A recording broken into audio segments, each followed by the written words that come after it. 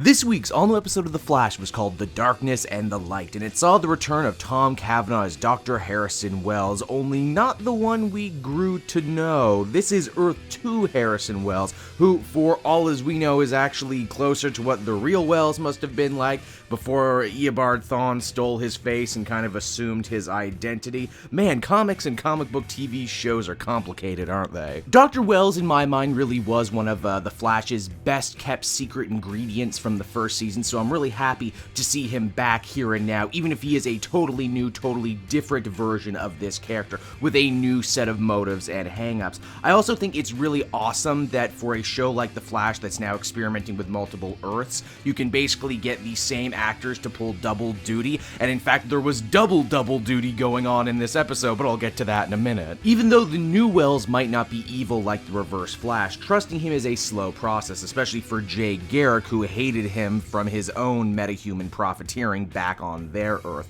Wells does, however, respect all the great work that Barry has done, and what we have here moving forward is basically Barry being stuck between two equally talented and well-meaning mentors. The rest of the episode, surprising as it might seem, focused on Cisco of all things. He's finally forced to come clean to the team about his own meta powers, and it's all great development for his character. Oh, but it didn't stop there. You see, when Barry gets blinded by the baddie of the week, Cisco takes point in a kind of wacky, almost 90s sitcom-esque scene wherein he's forced to literally walk Barry through his date. This stuff right here shouldn't have worked. It should have been so cringeworthy, and yet the cast is so damn charming and charismatic, I ended up eating it right next to the superhero stuff. Also, after episodes in a row of getting on my nerves, Patty finally turns a corner of sorts for me as a character, mainly just being smart enough and a good enough detective to see through the silly sitcom shtick that these guys were running on her. Our Earth 2 baddie du jour this week was Dr.Light, but a very different version of the character that you might know from the comics, because you see, there were actually two versions. A male Dr. Light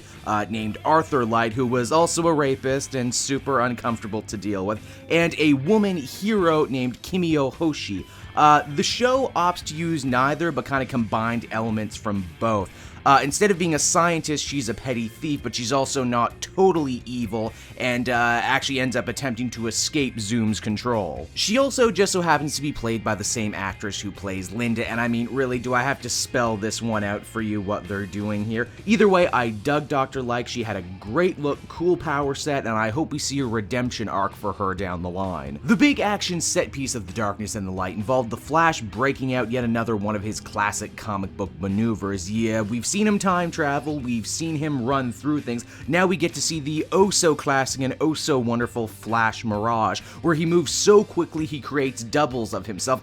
So good, I love it. In summation, The Darkness and the Light was a really solid episode of The Flash. Dr. Wells is back, and I feel the show is much stronger for his inclusion. Cisco's side story takes center stage, and he gets a nice little self-acceptance arc for himself. The action was great, and while I was okay with the blind date shenanigans, it's certainly not for everyone. At the end of the day, however, I give this one a much-deserved 8.5 out of 10. Hey everyone, thanks so much for watching my newest video. I hope you enjoyed it, and I hope you'll feel like checking out some more videos I have on offer here at Cape Joel.